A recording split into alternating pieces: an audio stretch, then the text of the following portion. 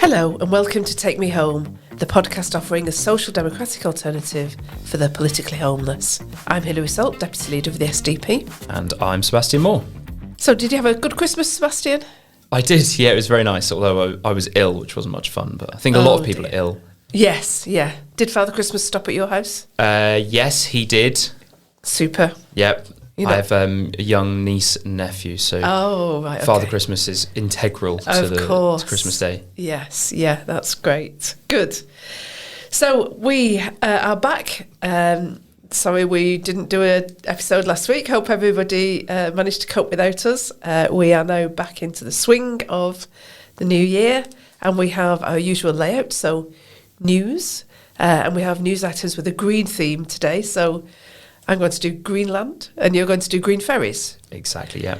And then we have, as our guest in Bring Me Solutions, Wayne Dixon, who is one of our elected councillors in Leeds. He wants to talk about community, so I think looking forward to that discussion. I was trying to think if there was any green link to what he's talking about, and I thought maybe football, because Wayne is involved in the community football team, isn't he? He is, absolutely. So there's green pitches. That's right, yes, yeah. So I think we've got Greenland, green ferries and green pitches. Great, okay, that sounds good. And then we'll have Cllr Club, and not sure there's any green in that, but you can wait and see. So to start off with, I wanted to talk about Greenland. Yes, because a certain Mr. Trump has been tweeting or truthing. I don't know what you call it when it's on Truth Social. Yeah, I'm not sure either, no. But he did say on Truth Social that the ownership and control of Greenland is an absolute necessity. So clearly he's thinking about it. And I presume he means it's a necessity for the US. For the US, yes, yeah. Weird if he was saying it was a necessity for Denmark. And in some ways it kind of seems a bit odd because he feels like he's treating it like a real estate deal or a corporate takeover and, imagining it works like that. But obviously this is really an important geopolitical discussion and geopolitical issue. And it brings up, I think, lots and lots of different issues around the question. So climate change is one of the issues, military bases, nations and nationhood and self-determination, and also things around things like rare earth minerals. So I wanted to talk about all of those. I don't know how much you know about this, do you? Yeah, a little bit. Perhaps before we answer why he wants to buy Greenland, you could tell us where Greenland is, something about it. Yeah, so I would just encourage everyone to maybe just Google it on a map because I think a lot of people perhaps confuse Greenland and Iceland. I know when I started talking to my son about it, he didn't know the difference between them. So Greenland is the big one that's further north, and it has about 56,000 people, but it is massive. So it's very sparsely populated and is currently owned by Denmark, although it has quite a significant level of self-rule around things other than, defence. So it's a very long history. Obviously, we could go back to the Vikings and stuff, but maybe we haven't got time for that. But certainly since 1953, it's become a kind of region or county of Denmark. Yeah, and to say it's big is sort of an understatement, isn't it? I mean, if it were a country, it would be the 12th biggest country in the world. But by population, it's about the same size as Bermuda. Exactly, yeah. So a very odd mix, really. So shall I talk a bit about why Trump is interested in Greenland? Yes, yeah. Perhaps start off with climate change. So ice melt doesn't seem to be happening at the rate that maybe people thought it would do. But to the extent that it does happen, it does open up new trade routes. And that's worrying for the US because, first of all, China's navy is actually about the same size as the US is now. But if you look at kind of Chinese, Russian navies put together, they kind of dwarf the US navy now, particularly in things like icebreakers, where Russia has loads of those, obviously, because of its geographical area in the Arctic. And obviously naval power is important in protecting trade routes, and we know that Trump is worried about that because of the things he's said about other issues like the Panama Canal. But it's also important for things like protecting undersea cables. So these are cables that carry data.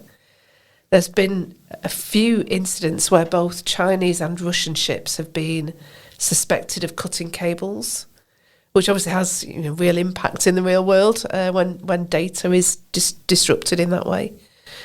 So that whole issue of control of the seas is something that Trump is worrying about. So that's one thing. Another thing is the US has had for a long time a military and a space base in Greenland. It's now called Pituffik. Mm-hmm. Not quite sure about the pronunciation. Previously it was called Thule, but they've renamed it to be more appropriate to its surroundings, apparently.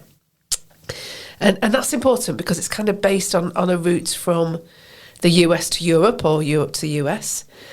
As it's used for space and missile surveillance, so strategically important for the US on both a military and a space race basis.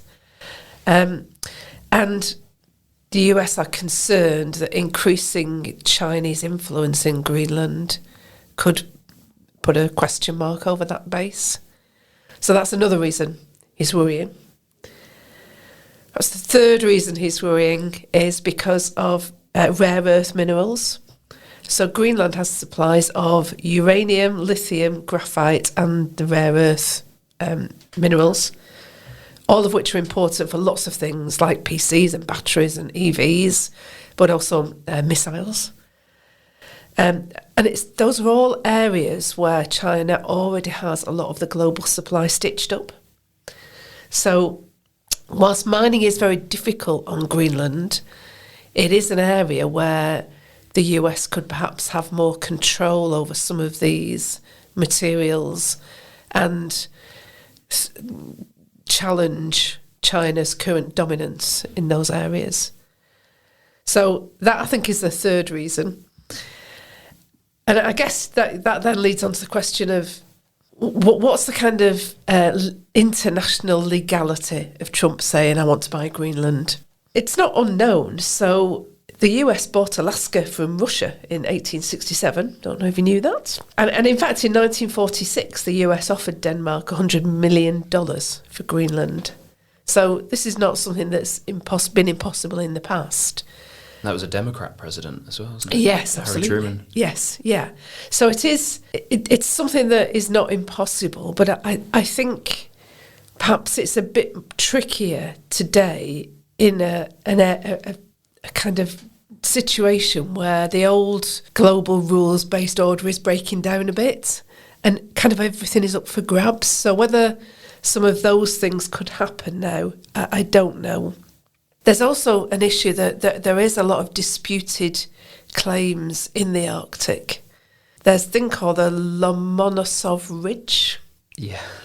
Again, not sure about pronunciation. Which That wasn't on people's bingo cards today, was it? No, I'm guessing not. No. So that extends over like 1,000 miles of the Arctic. And it's claimed variously by Russia, Greenland and Canada. The UN Commission has recently appeared to be kind of siding with Russia in terms of claims here. So there are lots of tricky issues already in this Arctic area. Added into this, China has recently accepted a Greenland diplomatic office opening in Beijing. So I think Greenland perhaps sees China and the possibility of significant development in Greenland as a way for it to pursue its full independence. Politics in Greenland is fairly strongly behind the idea of further independence for Greenland. Although with 56,000 people, I'm not quite sure whether that is realistic. It's a nice idea to think of Greenland as independent sovereign nation with self-determination, but whether that's really possible with 56,000 people, I don't know. It seems like from the political angle of this in Greenland, that the parties that are pro-independence, which about 80% of the seats in Greenland's government are held by parties that are pro-independence, but they're doing so on a basis that's kind of more long-term. So they're saying, well, we don't want independence right now, but we want to get the economic freedom from Denmark, then be in a position to become independent in, say, 10, 15 years' time. Yeah, and if you think about things like defence, the idea that Greenland could look after its own defence if it were independent, I think it is a bit of a push, really. Denmark has significantly increased its defence spending recently since Trump's announcement. And just on the Trump tweet, or truth, whatever we're calling it, when Trump says something, we sort of laugh at him, and then it actually proves that it is possible. So like with the 2% NATO spending on defence, you know, I think when he said that, people were like, okay, yeah, whatever. And then sure enough, now the majority of NATO countries are meeting that 2% requirement, and Trump was kind of right on it. And it's another thing like this where we think, okay, is he being a bit crazy here and just throwing things out there, or is this something that could actually come to fruition? Yeah, and as I say, I do think that whilst it might appear that he's just being a bit bombastic and a bit, you know, treating countries like businesses for sale, the reality is that this is a real current issue, and it is going to be, I think, a real area of contention. And let me just add something on, if people are unsure about why it makes so much sense strategically. So Russia, for example, has for hundreds of years has known that it needs warm water ports.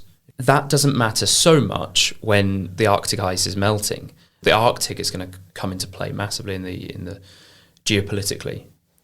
And I think those kind of geographical changes almost mirror the fact that there's also a breaking down and a reforming of international ways of working.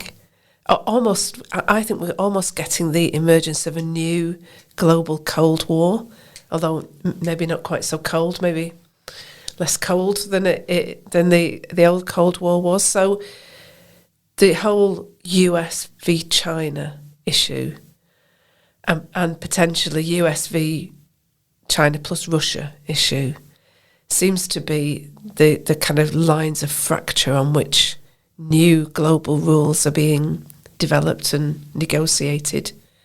And I think everything is very, very up for grabs and open to that negotiation. People my age will have grown up in a world that feels fairly stable, certainly in terms of sovereignty and who owns what. And this will be very new to us, this idea that territories can change hands. But it's something we might have to get used to. Yeah, and in some ways, the breaking down of that old US hegemony, I think, can lead to some interesting developments and perhaps opportunities for some areas. But we shouldn't underestimate how dangerous a world we're living in when none of those old certainties can be relied on. So that started out as a kind of interesting and maybe funny tweet from Trump, and ended up with quite a serious discussion. Yeah, and I feel as if this next story is going to link almost too well to that. Can I tell you about Please do. The ferry fiasco, as it was known in the news? Go for it. So this is something that's been ongoing for a long time, but I'll sort of tell you about the most recent news story, which is that this ferry that was ordered by the Scottish government, essentially, to go from the west coast of Scotland to the Isle of Arran. It has been delivered to the ferry operator, and a study has shown that the idea of it being green, which was what they wanted in the first place, is a little bit of an overestimation or an exaggeration, because this green ferry, which is going to be run on liquefied natural gas, and it was supposed to emit less CO2 than the old ferry, which was run on diesel. It turns out that it's not going to do that, and it will actually potentially end up emitting more CO2 than the old one. And these ferries are part of the kind of essential services to the Isles, aren't they? We're not, whilst they might be used by tourists, they're actually much more important in terms of delivering fuel and food and everything to the islands. They're a really important part of island life. Yeah, exactly. And I mean, I went to the Isle of Arran last year, or it'd actually be 2023 now, and there are plenty of towns and people that live on the island, and so they do require this. You know, it's not like Norway where they've got tunnels going underneath the seabed. They use this ferry regularly, and I guess, as with a lot of other stuff that we've talked about, the ferry they've been relying on an old ferry which is probably not up to the standard that is required. Yeah, and so the ferry operator said we need a new ferry, and Nicola Sturgeon at the time sort of heralded this as a fantastic green initiative, and it's sort of turned out not to be the case. So who's building this new ferry? So there are two ferries. I'll tell you the contract then were for two ferries, both to be run on dual fuel engines. So they could use this LNG, the liquefied natural gas, or they could use the old marine gas oil, which is effectively diesel. So they've got both capabilities. Now, the two ferries, the contract was £97 million, and the ferries were due to be delivered in 2018. The cost is now £380 million, and only one ferry has been delivered as of December 2024, with one ferry still to be delivered. And on top of that, there's a £45 million loan that's been written off by the government.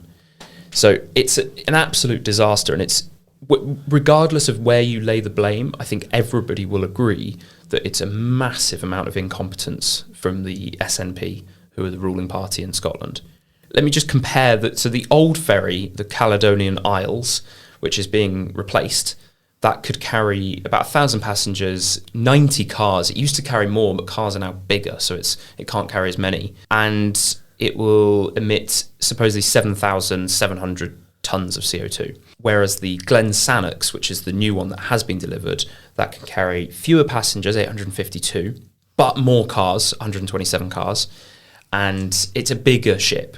And therefore it does emit more CO2 when you run it on diesel, so about 11,000 equivalent tonnes. And if you run it on liquefied natural gas, it's 10,300 tonnes. So it's still more than the old ferry, and it's fewer emissions than running it on diesel. However, and this is where the uncertainty comes in, there's a thing called methane slip, which was unaccounted for. It's basically the idea that a certain amount of methane will escape from the engine. And methane is a lot more harmful, they say, than CO2. And that wasn't accounted for before. And if their estimations for that methane slip are conservative, then it could end up being more harmful and having more emissions than just running it on diesel anyway. So it's cost a huge amount of money to have these dual fuel engines. It's been a huge, long process. The SNP have played the politics of this by saying we're a very green, government, and we're introducing these green ferries. And in reality, 7-8 years later, it doesn't turn out that way. But then they're fine because they got elected to government. It's sort of, and we forget about these things and we move on. I'd also add that the diesel itself can come from Scotland, whereas the liquefied natural gas, which is refined in Qatar and then shipped across, arrives in Kent and has to be transported via lorry all the way from Kent to the west of Scotland. So that adds to the emissions, that it doesn't seem very green. I do think often with these new environmental technologies, there's not a lot of benefit in being a first mover. So it might be before your time, Sebastian, but when they were trying to get us to use light bulbs that used less energy, they introduced these massive light bulbs that when they came on, they were really dim and you had to leave them on for like half an hour before you could see anything in them.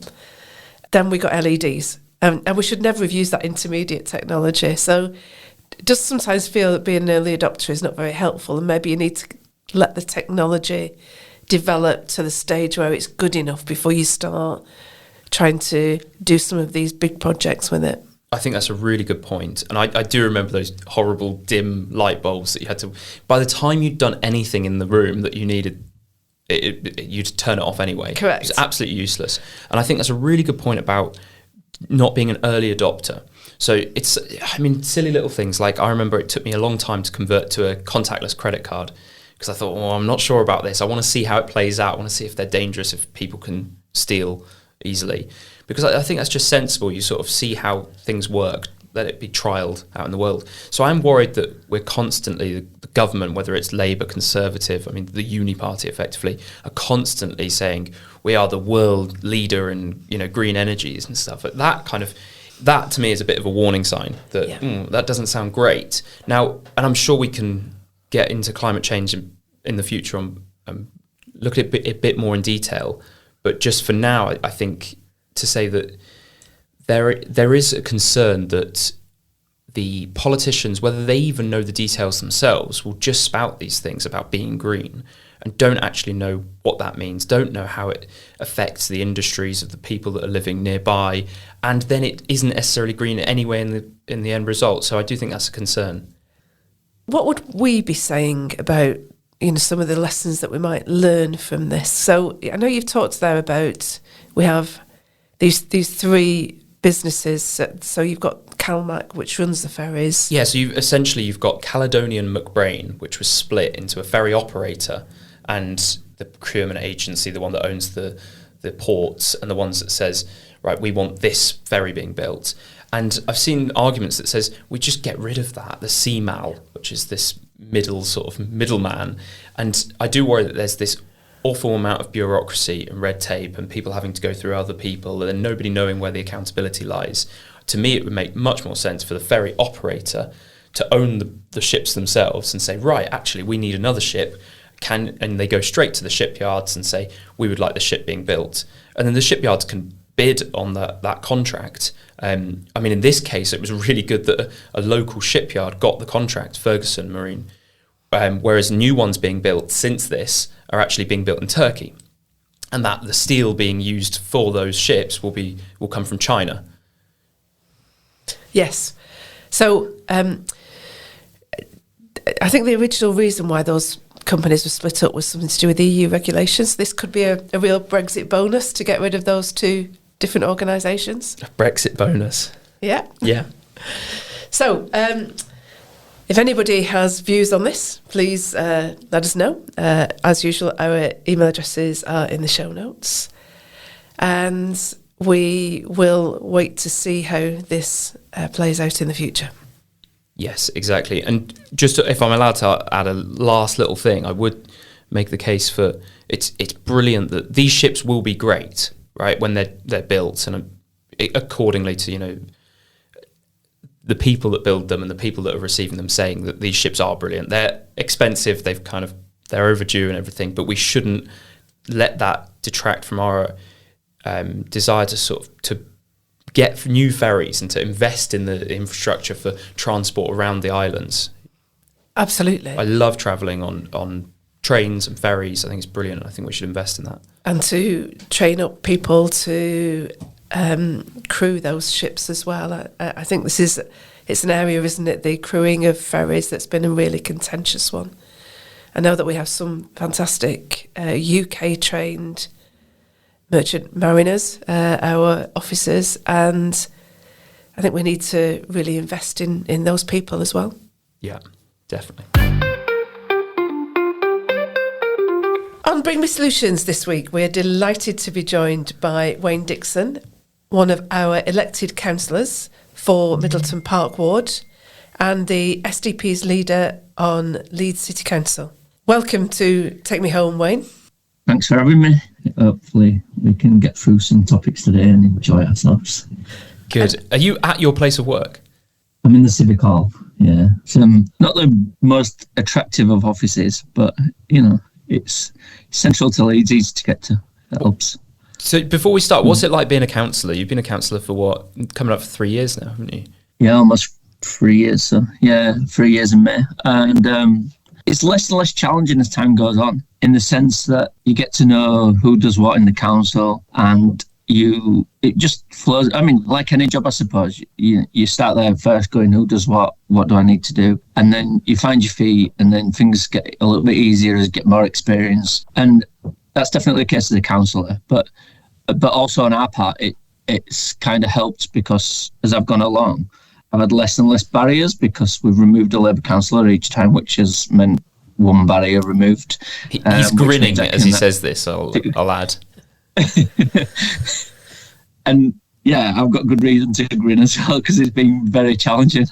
What was it like having colleagues join you in the council? Because the year after you were elected, another SDP councillor was elected, and then the following year after that, another one. Has that changed things? It was a big relief, really, when Emma was first elected, because I was kind of like, I've got somebody just to give me that bit of moral support on a day-to-day basis and like just keep me going. Because the Labour Party didn't make things easy for me on purpose, I guess. And they were constantly just looking to try and make me look stupid where possible, and blocking anything I wanted to do to stop me making any progress on anything. So it was quite frustrating because you knew you couldn't really change much in the first year for that reason. And I just kept battling and pushing and highlighting to public, really, actually, this is what these people are doing. And, you know, they're holding me back. And I actually think that's probably part of the reason Emma got elected is that people saw what they were doing and thought it wasn't right. I suppose the pinnacle is when Rob got elected this year and last year now. And yeah, just realising actually they just leave you alone once you've got the ward. They kind of just leave you to it. I wonder if that's because there's just no elections coming up and perhaps next year might be different. But yeah, so I think the frustration was how the system's laid out for the party in power to monopolise and like silence anyone else who has a different kind of way of doing things. Right, because Leeds is similar to Manchester in this regard, that it's dominated by one party. You know, in 2015 in Manchester, yes, every single seat on the council was held by a Labour councillor.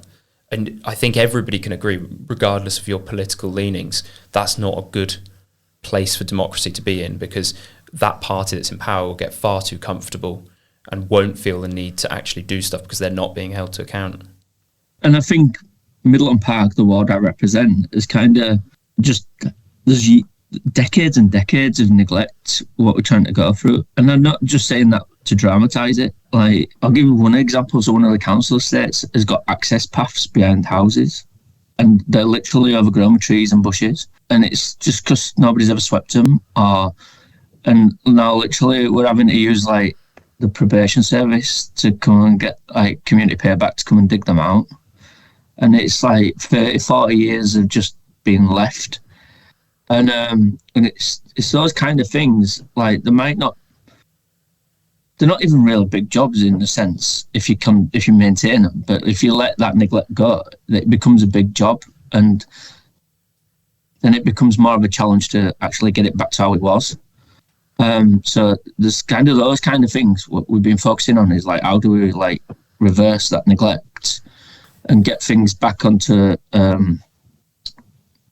level where we can say, right, we can progress from here. I think that brings us quite nicely onto what I know you wanted to talk a little bit about, Wayne, which is community. So you wanted to perhaps outline some of the problems that your experiences led you to observe in the community, and then perhaps talk about some solutions.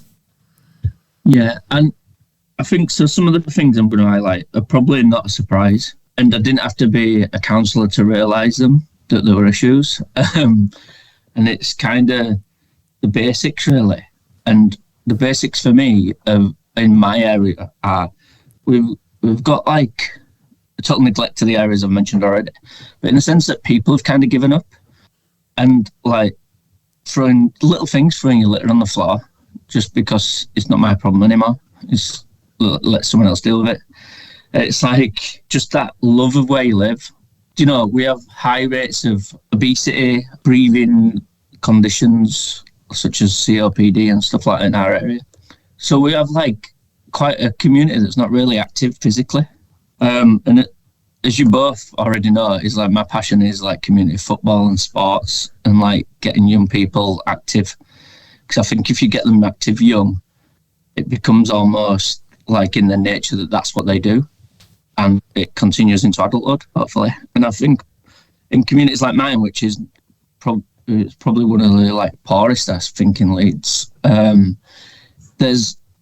you have to make it accessible financially. At the moment, like my local junior football club, for example, are charging like £165 a year for a kid to play football.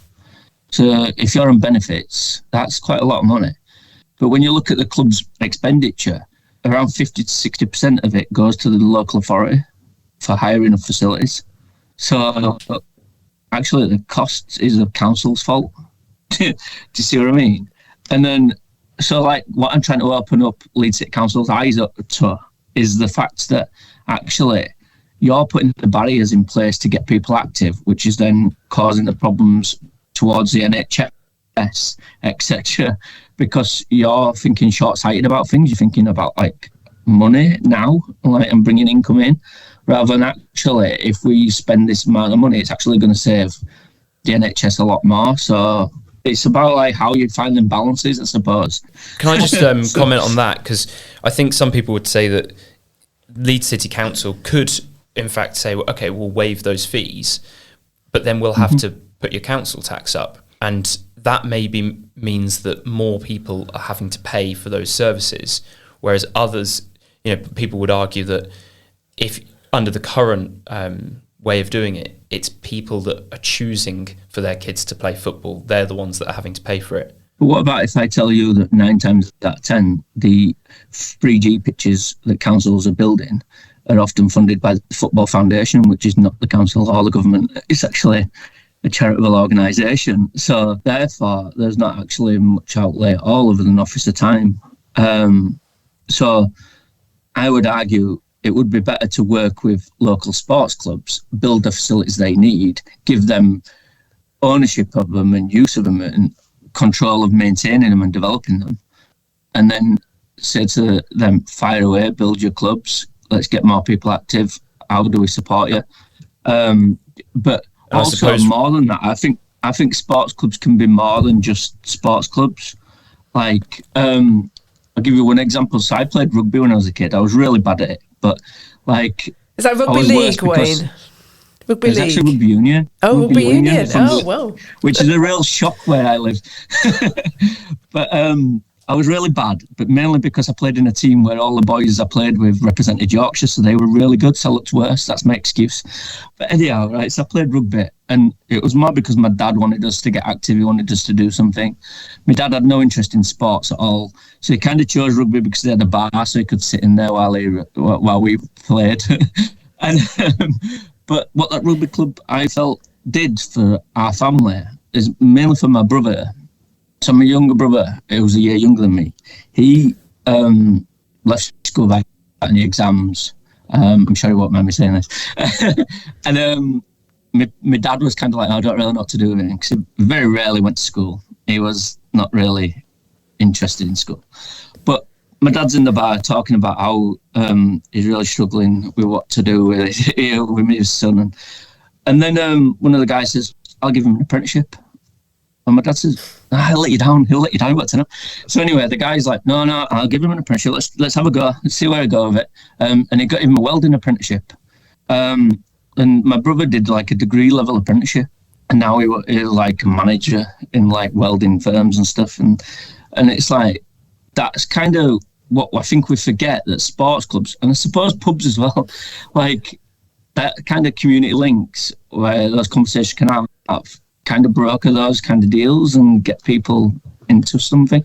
And I think that's what we could do with sports clubs as a whole, is like remembering that actually they are a bit more than just playing sport, and there is more you could do. You can like educate young people about nutrition, you can educate them about like how to look after their body, loads of different aspects of health, what we could support with if local authorities just tapped into that resource, which is people naturally going there as well. And I think that way of building a community, using that as a way to integrate people into the community, I think is really important. And it doesn't have to be just sports clubs. I'm in a gardening club, and that has many of the same attributes, that it links people within their community to other people who perhaps they wouldn't meet otherwise.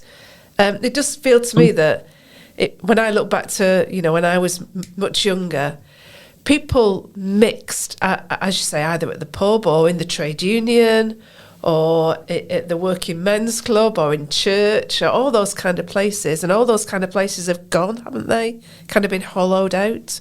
And it does feel that we need to... spot on by saying about... Sorry, I'm putting in, but the fact that it does help people integrate, and integrate is kind of a bit of a buzzword, isn't it? It's kind of like, what does it mean?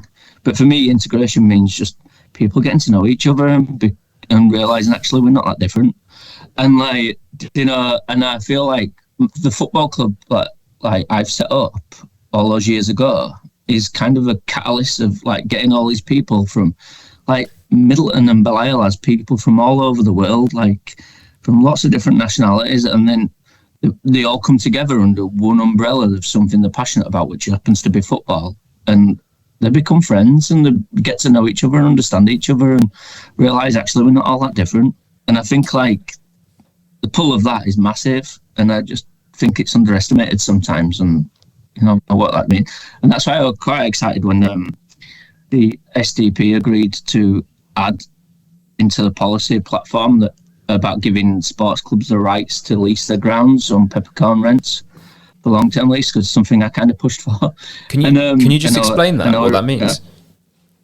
So at the moment, like lots of clubs tend to rent their grounds like on a year-to-year lease, and it doesn't kind of give security tenure for the clubs to develop. And whereas if you had a long-term lease for a club, you could give them a peppercorn rent.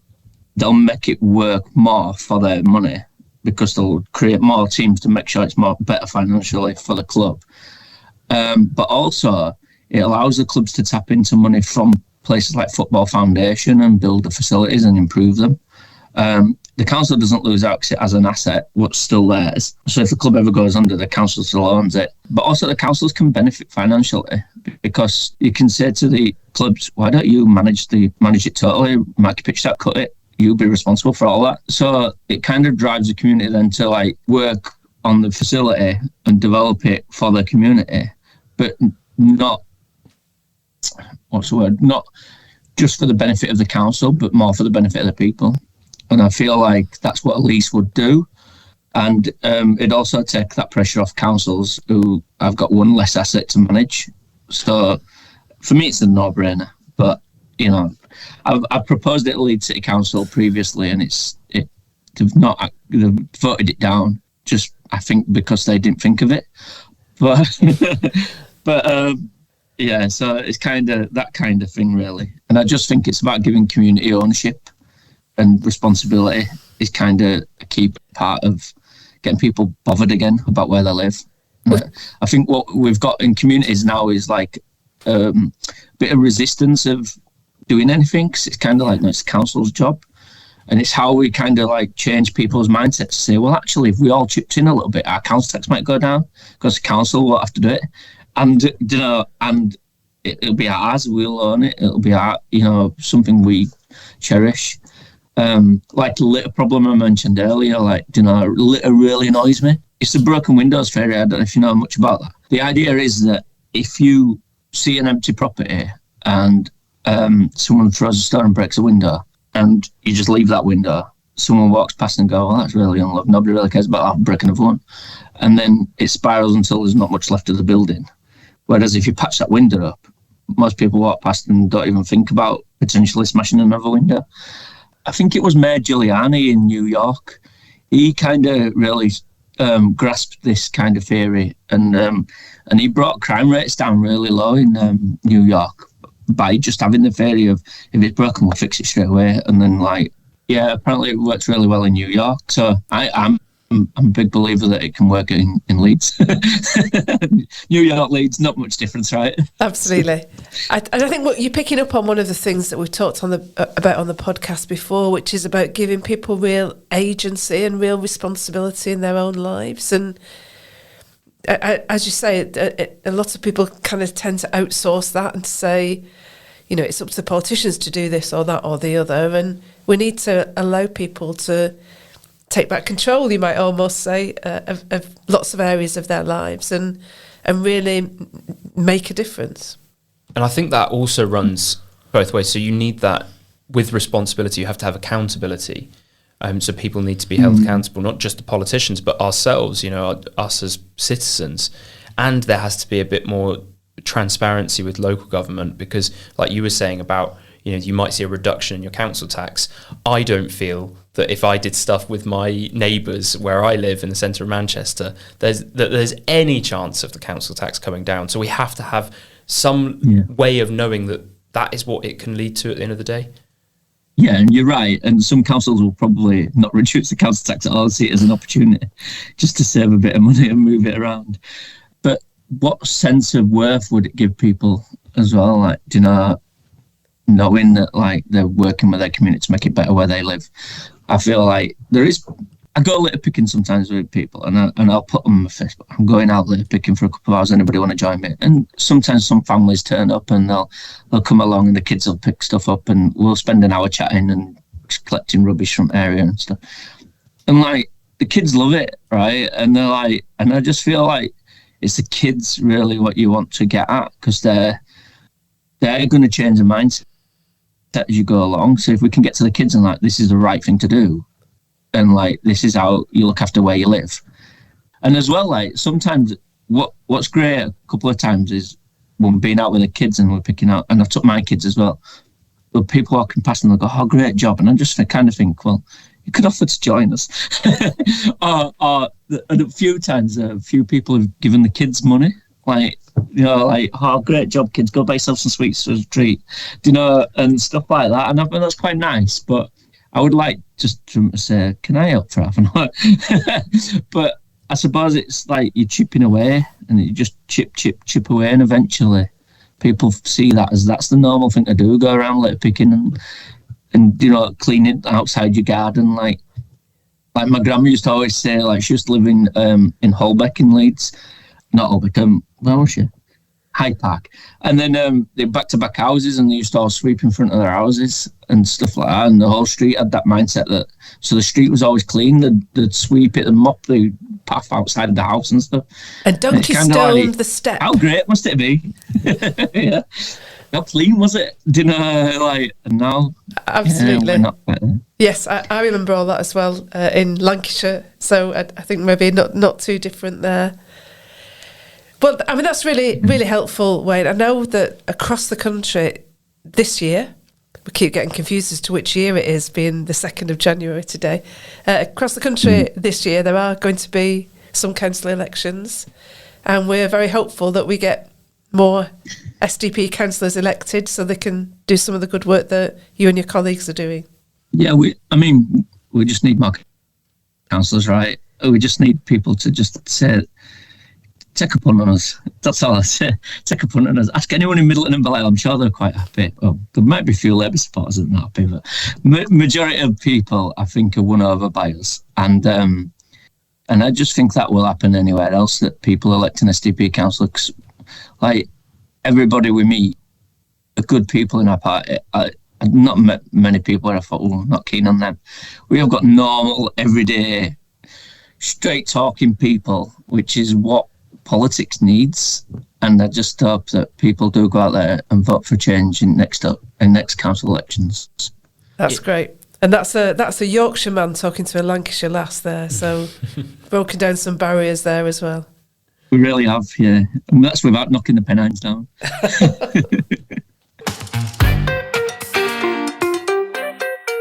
We're going to move on to Culture Club now, and generally we give our guest a rest, but I know that you actually want to talk about community events in Culture Club, Wayne, so perhaps we let you keep talking and maybe talk about some of the things that I know that you think are really important around community events. One thing that's apparent to me is that in Leeds, our Labour Council really don't like culture unless it's someone else's culture. So whilst I'm not against like talking about foreign culture and embracing what other foreign cultures have to offer, I also feel that we can't forget our own culture and kind of just say to the people who do live here, who are from other cultures, this is what we do, come and join us and be part of it. And one of those things is probably, which is one of the frustrations I mentioned earlier about when I was the only councillor, is we used to have a Christmas light switch on. So we have two events, we have Middleton and Belial light switch ons. And when Labour councillors ran the show, as we say, right, their idea of a great light switch on would be 3:00 in the afternoon with the local school kids singing carols and then switch the lights on, right? Which was nice. The kids were great little singers. You know, they really enjoyed it. But it was daylight often, so you didn't really get how good the lights were, even if they were there sometimes. And I just felt it was a bit like depressing. I was kind of like, what about all the people at work? You know, do we not want those families to come down there and enjoy it, like just the festivities? So I suggested, why don't we do it in an evening so more people can come and like take part? And then the Labour Council was like, no, we've always done it at 3:00. Always done it at 3:00. And I'm like, doesn't mean it has to be like that. And then anyway, so the first year I was elected, I got outvoted 2v1. It's going to be at 3:00. So, okay, fair enough. And then Emma got elected. So we was like, let's go for it again, right? So we tried to get it in the evening again. And the one remaining Labour councillor cited some health and safety concerns last minute, which had never been there for decades. We just didn't have time to overturn them for the second year when Emma was elected. So then when Rob got elected, it was like, great, nothing's stopping us now, let's go. So this year we had our first big events, and we had an hour and a half of local bands, local singers, all getting the chance to showcase themselves, mainly young people. And I even brought an element of religion into the Christmas festivities, how dare I. But so there's a small local independent church nearby, and I asked him if he'd come and do like some readings about the meaning of Christmas to open the event. And he did that. And he didn't even get booed, which I was quite impressed of, because it's I'd say Middleton is predominantly Christian, but they're probably people who don't admit the Christian. They only celebrate Christmas. Does that make sense? So I was expecting him a bit of a boo, but nobody did, and everyone kind of embraced that, which was nice. And then we had some singing and dancing groups from local on both events, Middleton and Belial ones. And then we had, at the Belial one, we had about 400 people, probably about 600 at the Middleton one. That's guesstimates, but there was a lot of people, and we closed the roads, and we just had a good time, even though it rained at the Middleton one. But it actually snowed at the Belial one, which was amazing. And like afterwards, everybody was like on social media going, that was such a brilliant event, getting community together, and it was so great, and you know, we need to build on it and do this again next year. And that's kind of like, it just made us, me, Emma and Rob, feel like we did the right decision there. That was a perfect thing to do. Like, and like, there's such a need for like getting the community together at such a big time of the year. And yeah, so like the Labour Party just cut anything Christmas. They also cut community bonfires, which I just think if you want integration, right, these are the events that you need to get people integrating and like getting people talking and mixing. I think you're our first guest that has brought to Culture Club an event that they have themselves organised. Oh, great! So well done. And you do realise you're going to be getting a wave of tourism to Middleton and Belial. Yeah, but full disclosure, didn't technically organise it myself. We kind of used our funds that we've got access to fund somebody to organise it. So yeah, okay, fair enough. But we did have an input. Well done on what we wanted. And we'll look forward to more events in the future, Wayne. That all sounds fantastic. What have you brought to Culture Club, Hilary? So I've been reading for the past age a very sprawling and weighty book, The Dawn of Everything, A New History of Humanity by David Graeber and David Wengrow. It's like 526 pages before the footnotes, so it's taken me a little while. So I kind of feel it's a bit of an achievement that I've actually finally managed to get through it. So a very brief summary. So what this book tries to grapple with is the idea that we have this kind of myth now that we used to live in kind of small bands of people who were very egalitarian and peaceful, hunter-gatherer kind of communities. And then we had the agricultural revolution with enclosure, private property, lords and masters and kings, slavery, all those kinds of things. What you might see as, the kind of dawn of civilization. And what this book tries to do is to really pick apart that as a myth. And they kind of see that this myth kind of emerged in the perhaps 18th century. So people might remember that Rousseau wrote a big essay on the origins of inequality. And they say that actually, if you look at the evidence, that myth is completely wrong. So there are hundreds of different societies which were perhaps quite big and very egalitarian. There were some societies that were very, very stratified and had slavery and rich and poor. And there's really no kind of timeline where you get this even development of things from hunter-gatherer equal societies through to agriculture-based in unequal societies. So they really pick apart that myth, and they do it through evidence of, I say, hundreds of villages in Neolithic times, of places I couldn't even have a go at pronouncing, but it's very rich in evidence. So they then try to grapple with the question of why do we all believe in this, and it's not just a kind of popular belief; it is actually quite an academic belief as well. Academics almost always start from that a priori assumption that that's the way that the world works. And they have two solutions, two answers to why we believe it. And one is a kind of, you might call it a teleological answer that says that people kind of read history backwards, and they think that everything has developed to where we are now in a kind of, almost what we have now must be because this is the way that things have to develop. So that's an interesting theory. The other theory, which I think is actually much more interesting, is that way that they describe it in terms of it's a way that we understand human agency. So if people can bear it, I'm just going to read out a little paragraph just to try to encapsulate what their argument is. So what they say is, social science has largely been a study of the ways in which human beings are not free, the ways that our actions and understandings might be said to be determined by forces outside our control. Any account which appears to show human beings collectively shaping their own destiny will be written off as illusory, awaiting real scientific explanation. This is one reason why most big histories place such a strong focus on technology. Dividing up the human past according to the primary material from which tools and weapons were made, Stone Age, Bronze Age, or else describing it as a series of revolutionary breakthroughs, the agricultural revolution, the industrial revolution, they then assume that the technologies themselves largely determine the shape that human societies will take.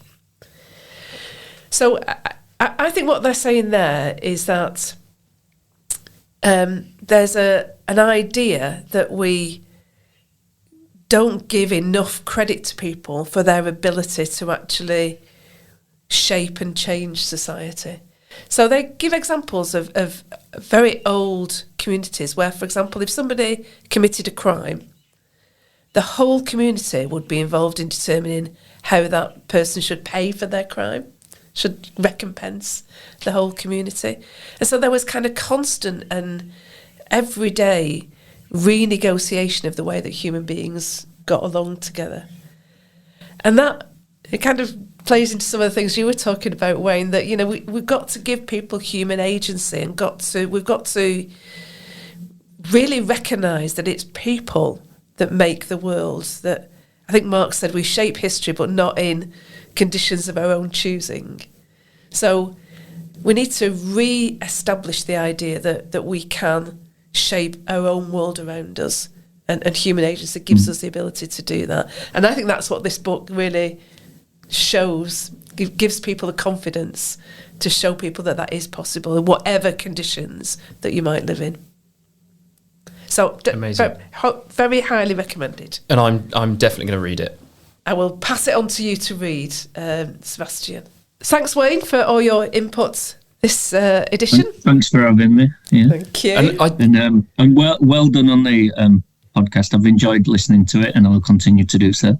Thanks, Wayne. Well, I was going to say, Hilary and I can attest to your popularity, you and the other councillors in Middleton Park, because we've come over and helped leaflet. And when I did it, I was shocked because it was the first time I'd leafleted where people actually knew a lot about the SDP, and people were kind of leaning over their hedges saying, "Oh, this was one of Wayne's? Yeah, I'll take it." And it was so nice to be out delivering leaflets and to get such a positive response. So you're obviously doing something very right there. It wasn't like that at first. I'm sure. It took a while, but yeah, we got there. So thanks everybody for listening. We should certainly pass on our best wishes to you for 2025. So Happy New Year and best wishes for a happy and healthy year ahead. Please do share the podcast with your friends and family. Subscribe so that you get to hear all our episodes. And if you have any questions or comments, please email us. Our email addresses are in the show notes. Thanks for listening. See you next week.